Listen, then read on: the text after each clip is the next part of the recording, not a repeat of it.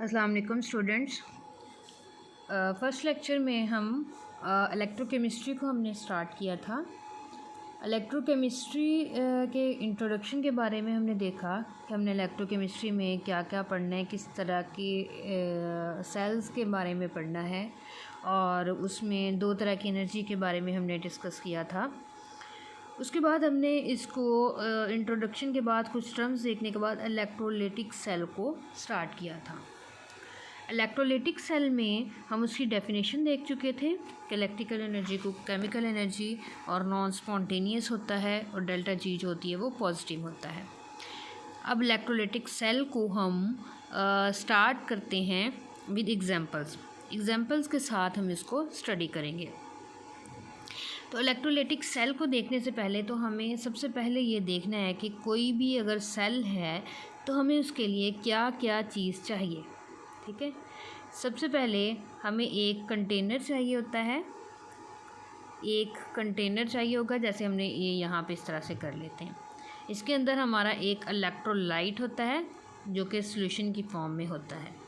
ठीक है, लिक्विड की फॉर्म में होता है। अभी आप सिर्फ इस बात पे डिस्कस करें, लिक्विड की फॉर्म में हमने ये लेना है।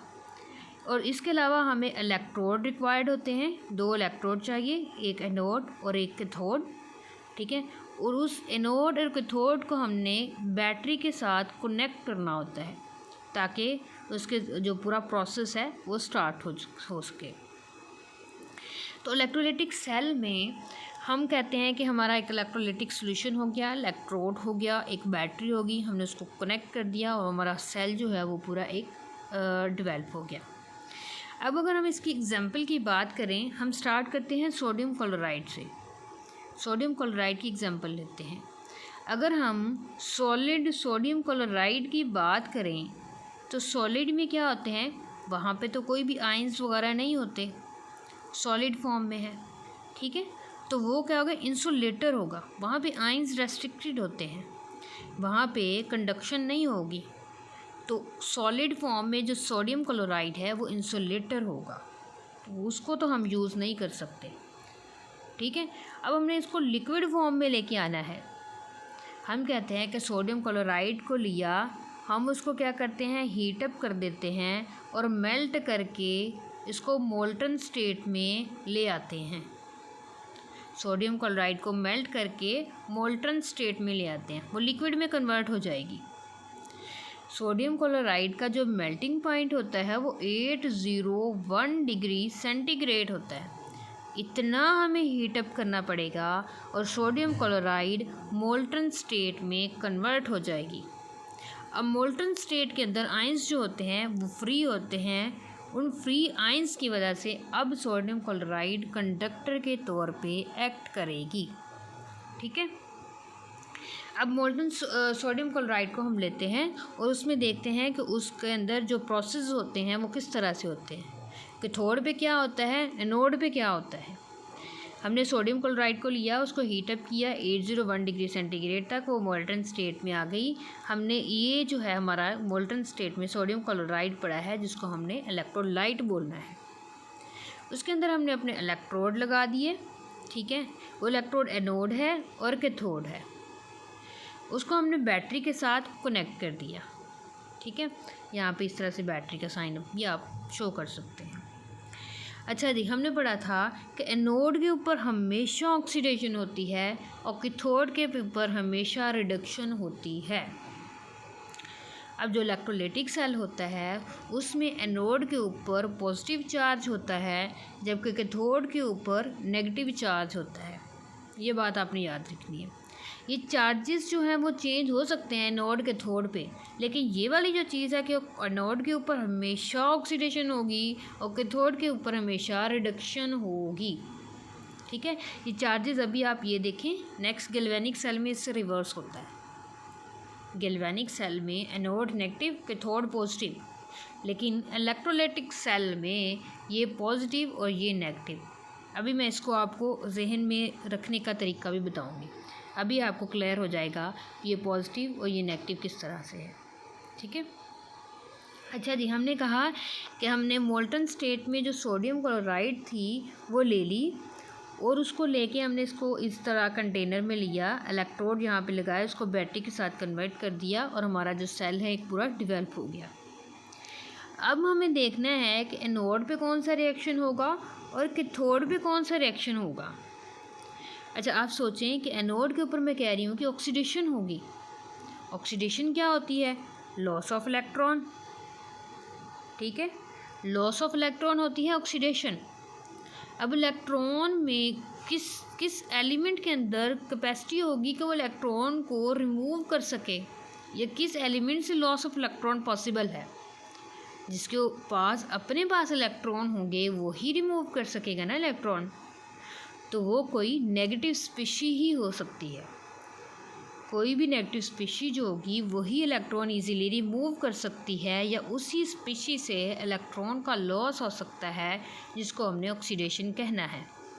अब sodium chloride, sodium Na positive Cl negative होता है। इसके अंदर नेगेटिव स्पीशी क्या है? Cl नेगेटिव है। इसका मतलब है कि इलेक्ट्रोलाइटिक सेल में जब हम एनोड के ऊपर प्रोसेस की बात करते हैं सोडियम क्लोराइड को मोल्टन स्टेट में लेके, तो एनोड के ऊपर जो क्लोराइड आयन है वो ऑक्सीडाइज हो जाता है। इस तरह से क्लोराइड आयन ऑक्सीडाइज होके या इलेक्ट्रॉन को रिमूव करके Cl2 में कन्वर्ट हो जाता है। अब Cl2 हमारे पास पेल येलो गैस है, क्लोरीन गैस है जिसका कलर पेल येलो होता है। तो जब ये मोल्टन स्टेट में सोडियम क्लोराइड का प्रोसेस होता है तो हम कहते हैं कि एनोड के ऊपर पेल येलो गैस प्रोड्यूस होती है due to the oxidation of chloride ion. ठीक है, तो एनोड के ऊपर तो क्लोराइड आयन की ऑक्सीडेशन हो गई, उसने Cl2 में उसको कन्वर्ट कर दिया, लॉस ऑफ इलेक्ट्रॉन हो गया, इलेक्ट्रॉन रिमूव हो गए। ठीक है, तो एनोड के ऊपर पेल येलो गैस प्रोड्यूस हो गई। अब अगर हम कैथोड की बात करें, ठीक है, तो कैथोड पे क्या होनी है? रिडक्शन होनी है।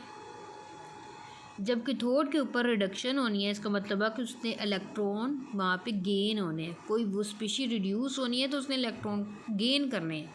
अब गेन कौन सी स्पीशी कर सकती है?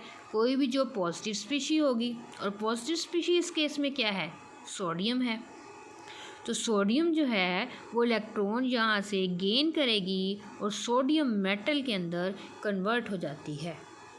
तो हम कहते हैं कि कैथोड के ऊपर सोडियम मेटल जो होती है वो डिपॉजिट होती है। वाइट सिल्वर सोडियम जो है वो प्रोड्यूस हो जाती है सोडियम आयन से। ठीक है, अब एनोड के ऊपर पेल येलो गैस प्रोड्यूस हुई, वो क्यों हुई? क्लोराइड आयन की ऑक्सीडेशन से।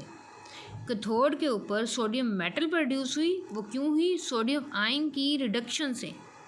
ठीक है, दो प्रोसेस हो गए। एनोड के ऊपर ऑक्सीडेशन थी तो उससे क्लोरीन प्रोड्यूस हुई, कैथोड के ऊपर रिडक्शन थी तो उसकी वजह से सोडियम मेटल प्रोड्यूस हुई। अब एक ये इसको हम हाफ सेल बोलते हैं। देखो ये हाफ है, एक हाफ प्रोसेस इस एनोड पे हो रहा है और हाफ प्रोसेस इस कैथोड पे हो रहा है। अब ये पूरा सेल नहीं है, ये हाफ सेल, ये हाफ सेल रिएक्शन, ये भी हाफ है, ये भी हाफ है। ठीक है, अब इनको हम जब कंबाइन करेंगे तो तब हमारे पास एक पूरा रिएक्शन होगा, पूरा सेल शो होगा। देखें यहाँ पे हम इसको कंबाइन कर रहे हैं, ये हमारा जो एनोड वाला है रिएक्शन, ये हमारा कैथोड वाला है। इन दोनों को कंबाइन करते हैं, यहाँ से इलेक्ट्रॉन एक दूसरे को कैंसिल आउट कर देते हैं। क्लोराइड जो आयन है वो सोडियम के साथ रिएक्ट करता है इस तरह से, और ये पूरा एक इक्वेशन की फॉर्म में हमारे पास आ जाता है।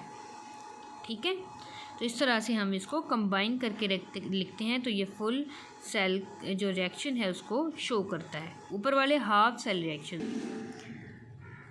अब आपने इसको देखा कि ये फुल जो है हमने एनोड और जो कैथोड के ऊपर जो प्रोसेस हो रहे थे उनको कंबाइन कर दिया। एनोड के ऊपर जो था और जो कैथोड के ऊपर था वो हमने उन दोनों प्रोसेसेस को कंबाइन करके एक फुल जो रिएक्शन था वो यहाँ पे लिख दिया। ठीक है, अब यहाँ पर गौर करें, हमने कहा था कि एनोड जो होता है वो पॉजिटिव होता है और कैथोड जो होता है वो नेगेटिव होता है। एनोड के ऊपर ऑक्सीडेशन होती है, मतलब यहाँ पे इलेक्ट्रॉन प्रोड्यूस होते हैं, और कैथोड के ऊपर रिडक्शन होती है, वहाँ पे इलेक्ट्रॉन उसने यूज़ करने होते हैं। तो इसका मतलब है कि इलेक्ट्रॉन्स जो है वो एनोड से कैथोड की तरफ मूव करते हैं। एनोड के ऊपर ऑक्सीडेशन हो रही है, वहाँ पे इलेक्ट्रॉन प्रोड्यूस हो रहे हैं, वही इलेक्ट्रॉन कैथोड के ऊपर जाके वहाँ पे जो भी स्पीशी है उसको रिड्यूस करेंगे, उसको इलेक्ट्रॉन प्रोवाइड करेंगे। ठीक है, तो इलेक्ट्रॉन की मूवमेंट हो रही है एनोड से कैथोड की तरफ, एनोड से कैथोड की तरफ। अब एनोड के ऊपर पॉजिटिव चार्ज है, कैथोड के ऊपर नेगेटिव चार्ज है। एनोड के ऊपर जब पॉजिटिव चार्ज है तो वहाँ से इलेक्ट्रॉन जाना कैथोड की तरफ बहुत मुश्किल है, क्योंकि एनोड तो खुद पॉजिटिव है, वो पॉजिटिव को क्यों छोड़ेगा। ठीक है, तो एनोड से इलेक्ट्रॉन की मूवमेंट जो होती है कैथोड की तरफ मुश्किल होती है, वो खुद मूव नहीं कर सकते। तो इनको मूव करवाने के लिए इलेक्ट्रॉन्स को एनोड से कैथोड की तरफ हमें एनर्जी रिक्वायर होती है। वो वाली एनर्जी जो हम पहले बार बार कह रहे हैं कि हमें इलेक्ट्रिकल एनर्जी चाहिए होती है किसी भी केमिकल रिएक्शन को प्रोसीड करने के लिए, या इलेक्ट्रिकल एनर्जी जो होती है वो यूज़ होती है और वहाँ पे केमिकल रिएक्शंस परफॉर्म होते हैं। ठीक है, अब इलेक्ट्रोलिटिक सेल को अगर आपने याद रखना है वहाँ पे कि वो नॉन स्पॉन्टेनियस रिएक्शन है या फिर एनोड और कैथोड के ऊपर चार्जेस की बात करनी है, तो आप इसको इस तरह से याद रख सकते हो। एनोड के ऊपर ऑक्सीडेशन अगर याद है और कैथोड के ऊपर रिडक्शन याद है तो ये चार्जेस को आप मिक्स नहीं होंगे और इलेक्ट्रोलिटिक सेल और गैल्वेनिक सेल को आप इजीली याद कर रख सकते हो। ठीक है, देखो अब आपने बात की कि हमारे पास है इलेक्ट्रोलिटिक सेल, उसमें यहाँ पे एनोड पे ऑक्सीडेशन तो होनी है और वो कैथोड की तरफ मूव करने ही है। अगर एनोड के ऊपर नेगेटिव चार्ज है और कैथोड के ऊपर पॉजिटिव चार्ज है तो वो जल्दी से इलेक्ट्रॉन इधर चले जाएंगे, हमें किसी किस्म की एनर्जी नहीं चाहिए होगी, किसी भी किस्म की एनर्जी की ज़रूरत नहीं पड़ेगी। ठीक है, तो वो स्पॉन्टेनियस रिएक्शन हो गए, उनको हम डिटेल से बाद में जो है स्टडी करेंगे। ठीक है, लेकिन अभी हम बात कर रहे हैं इलेक्ट्रोलिटिक सेल की, जिसमें एनोड के ऊपर पॉजिटिव चार्ज है, कैथोड के ऊपर नेगेटिव चार्ज है। इन इलेक्ट्रॉन्स ने एनोड से कैथोड की तरफ जाना है, जो कि इंतहाई मुश्किल काम है, क्योंकि एनोड खुद पॉजिटिव है, वहाँ से इलेक्ट्रॉन का लीव करना मुश्किल है। तो क्या होता है, हमें यहाँ पे एनर्जी रिक्वायर होगी, वो एनर्जी हम इलेक्ट्रिकल एनर्जी की फॉर्म में इसको प्रोवाइड करेंगे, जिसके रिज़ल्ट में केमिकल रिएक्शन होंगे और वो उसको केमिकल एनर्जी में कन्वर्ट कर देगा। यही चीज़ हम इलेक्ट्रोलिटिक सेल में पढ़ रहे हैं, जो बेसिक इसकी चीज़ है। ठीक है, ये हमारे पास था सोडियम क्लोराइड मोल्टन स्टेट में। इसके कुछ डिसएडवांटेजेस हैं जिसकी वजह से हम मोल्टन सोडियम क्लोराइड को इस्तेमाल नहीं करते। डिसएडवांटेजेस इसके क्या हैं कि इसमें हमने कहा था क्लोरीन प्रोड्यूस होती है और सोडियम मेटल प्रोड्यूस होती है। अब आपको पता है कि ये दोनों ही हाईली रिएक्टिव हैं, सोडियम मेटल हाईली रिएक्टिव है, क्लोरीन भी हाईली रिएक्टिव है। जब ये प्रोड्यूस होते हैं तो ये आपस में एक दूसरे के साथ रिएक्ट कर लेते हैं और सोडियम क्लोराइड अगेन बना देते हैं। ठीक है, तो हमें इस क्लोरीन को और सोडियम मेटल को सेपरेट करने के लिए कोई ना कोई सिस्टम बनाना पड़ेगा। ठीक है, एक तो हम उस सेल को कंस्ट्रक्ट कर रहे हैं, उस पर कॉस्ट आ रही है, और एक हम जो रिएक्टिव मेटल्स प्रोड्यूस हो रही हैं बाद में हम उनको फ़ौरन से सेपरेट आउट करना पड़ेगा ताकि एक दूसरे के साथ रिएक्ट ना कर सके, तो उस पर भी कॉस्ट आएगी। इससे हमारा जो ये प्रोसेस है वो एक्सपेंसिव हो जाता है। और दूसरा, हम स्टार्ट में ही हमने सोडियम क्लोराइड को मेल्ट किया था, देखिए 801 डिग्री सेंटीग्रेड तक उसको हमने मेल्ट करना है मोल्टन स्टेट में जाने के लिए, तो वहाँ पे भी हमें एनर्जी चाहिए, वहाँ पे भी हमारी कॉस्ट पड़ेगी। ठीक है, तो ये पूरा प्रोसेस क्या हो जाता है, एक्सपेंसिव प्रोसेस हो जाता है। तो हम इसको एक साइड पे करके नेक्स्ट एक जो है उस पर गौर करते हैं। वो हम लेते हैं कि सोडियम क्लोराइड को हम एक्वस सॉल्यूशन की फॉर्म में ले लेते हैं, मतलब सोडियम क्लोराइड है उसको हम वाटर में सॉल्यूशन बना लेते हैं और तब हम ये प्रोसेस करवाएं। तो क्या होता है, हमारी जो हीट करने की कॉस्ट थी वो भी बचेगी, और नेक्स्ट मैं आपको बताऊं कि जो इसमें प्रोड्यूस हो रहे हैं प्रोडक्ट, उसमें हमारी जो वो भी इतने रिएक्टिव नहीं होंगे, वो स्टेबल प्रोडक्ट प्रोड्यूस होंगे। ठीक है, तो ये कंपैरेटिवली जो एक्वस सॉल्यूशन वाला है ये इनएक्सपेंसिव प्रोसेस होता है मोल्टन स्टेट से। तो हम इसको स्टडी करते हैं कि इसमें प्रोसेस किस तरह से होते हैं और क्या होता है इन पे। इसमें हम सोडियम क्लोराइड को एक्वस सॉल्यूशन की फॉर्म में लेते हैं, मतलब सोडियम क्लोराइड है उसको हमने वाटर के अंदर सॉल्यूशन बना लेना है। ठीक है, अब एक वो जो चीज़ थी हीट करने की वो तो ख़त्म हो गई, जो मोल्टन स्टेट में हमने लानी थी। हम स्टार्ट में पढ़ चुके हैं, हमें लिक्विड फॉर्म में चाहिए इलेक्ट्रोलाइट। ठीक है, तो वो चाहे सोल्यूशन की फॉर्म में हो वो हमें मिल रहा है। अच्छा जी, हमने सोडियम क्लोराइड को सोल्यूशन बना के इस सेल में डाल दिया, इलेक्ट्रोलाइट के तौर पे एक्ट कर रहा है। अगेन वैसे ही हमारा एनोड पॉजिटिव है, कैथोड नेगेटिव है, क्योंकि इलेक्ट्रोलाइटिक सेल है। हमने इलेक्ट्रोड लगाए, उसको बैटरी के साथ कनेक्ट कर दिया और हमारा पूरा जो सेल है वो डेवलप हो गया। सिर्फ डिफरेंस यहाँ पे है कि यहाँ पे सोडियम क्लोराइड एक्वस सॉल्यूशन में है, वहाँ पे हमारे पास मोल्टन स्टेट में था। लेकिन यहाँ पे जो प्रोसेसेस हैं एनोड और कैथोड पे, उनमें आप थोड़ा सा डिफरेंस चेक करेंगे तो देखेंगे। अच्छा, एनोड पे अगेन वही बात कि ऑक्सीडेशन होनी है। ऑक्सीडाइज कौन सी स्पीशी होगी, जो कि नेगेटिव स्पीशी होगी, जो कि इजीली इलेक्ट्रॉन डोनेट कर सके, तो वो हमारे पास क्लोराइड आयन ही है। ठीक है, जब एक्वस सॉल्यूशन की फॉर्म में भी हो तब भी हमारे पास क्या होती है, आइंस होते हैं, सोडियम और क्लोराइड आयन। तो नेगेटिव स्पीशी जो क्लोराइड आयन थी वो ऑक्सीडाइज हो जाती है और क्लोरीन गैस बनाती है, जैसे कि मोल्टन स्टेट में बनाई थी। ठीक है, लेकिन जब हम बात करते हैं कैथोड की, तो कैथोड पे हमारे पास सोडियम मेटल जो मोल्टन स्टेट में रिड्यूस हुई थी, वो ये चीज़ यहाँ पे हम ऑब्ज़र्व नहीं करते। जैसे ही यहाँ पे ये जो इलेक्ट्रॉन है वो कैथोड की तरफ मूव करेंगे, उन्होंने किसी स्पीशी को रिड्यूस करना है, तो वो स्पीशी जो मोल्टन स्टेट में सोडियम थी, वो ये सोडियम यहाँ पे रिड्यूस नहीं होती। ठीक है, क्या होता है यहाँ पे, इस केस में वाटर मॉलिक्यूल जो है वो इलेक्ट्रॉन गेन करता है और रिड्यूस होके हाइड्रोजन गैस प्रोड्यूस करता है कैथोड पे। मतलब सोडियम आयन की बजाय वाटर जो है वो रिड्यूस हो गया और उसने हाइड्रोजन गैस प्रोड्यूस कर दिया। ठीक है, तो हम कहते हैं कि सोडियम क्लोराइड के एक्वस सॉल्यूशन की जब हम इलेक्ट्रोलिसिस करवाते हैं तो एनोड पे पील येलो गैस प्रोड्यूस होती है जो कि क्लोरीन है, और कैथोड पे हाइड्रोजन गैस प्रोड्यूस होती है। ठीक है, अब देखें, अब इसमें हमारे पास क्या होगा, नेक्स्ट जब हाइड्रोजन गैस प्रोड्यूस होगी, अब उसके सॉल्यूशन के अंदर हमारे पास हाइड्रोक्सिल आयंस भी होंगे और सोडियम भी होंगे। वो क्या करेंगे, ये आपस में रिएक्ट करेंगे और सोडियम हाइड्रोक्साइड बना देंगे। ये हम सोडियम हाइड्रोक्साइड की वो पढ़ते हैं, इसको सिंथेसिस इसकी हम ऑब्टेन करते हैं इलेक्ट्रोलिसिस से। ये आप लोग एफएससी में भी पढ़ चुके होंगे, बहुत बेसिक सी चीज़ है। ठीक है, लेकिन उसमें ये प्रोसेसेस हमने इतनी डिटेल से नहीं पढ़े थे कि किस तरह से ये हो रहा है। अब इसकी रीज़न भी है, वो मैं बता दूँगी आपको। ठीक है, तो एनोड के ऊपर तो वही रिएक्शन हो रहा है जो कि मोल्टन स्टेट में था। कैथोड के ऊपर जो रिएक्शन है वो डिफरेंस है उसमें। यहाँ पे कैथोड के ऊपर वाटर जो मॉलिक्यूल है वो रिड्यूस हुआ, उसने हाइड्रोजन गैस प्रोड्यूस की और साथ में हाइड्रोक्सिल आयन। इन हाइड्रोक्सिल आयन ने जो सॉल्यूशन के अंदर सोडियम आयन थे उनके साथ रिएक्ट किया और सोडियम हाइड्रोक्साइड बना दिया। ठीक है, अब इसके एडवांटेजेस क्या हैं मोल्टन स्टेट से?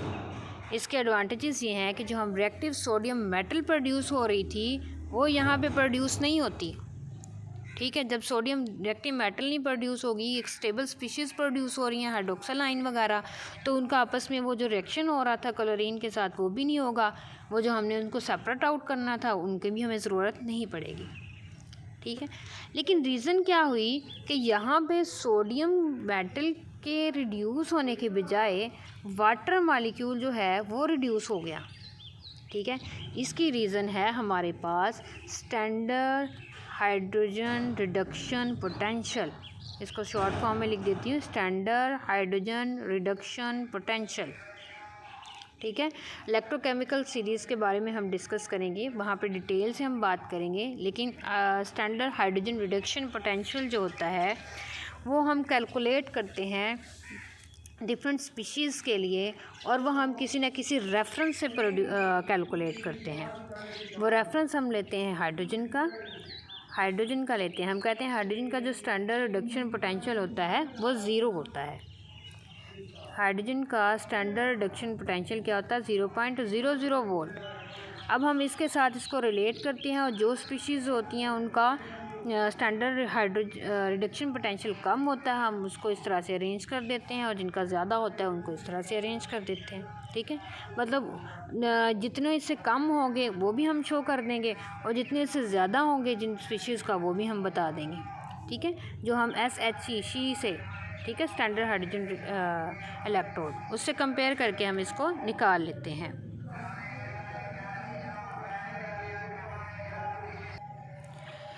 जब हम स्टैंडर्ड हाइड्रोजन रिडक्शन पोटेंशियल की बात करते हैं, स्टैंडर्ड रिडक्शन पोटेंशियल की बात करते हैं, स्टैंडर्ड रिडक्शन पोटेंशियल की बात करते हैं, तो हम कहते हैं कि वो स्पीशी जिसका स्टैंडर्ड रिडक्शन पोटेंशियल जो होता है वो हाई होता है, जिसका स्टैंडर्ड रिडक्शन पोटेंशियल हाई होता है, वो क्या होती है?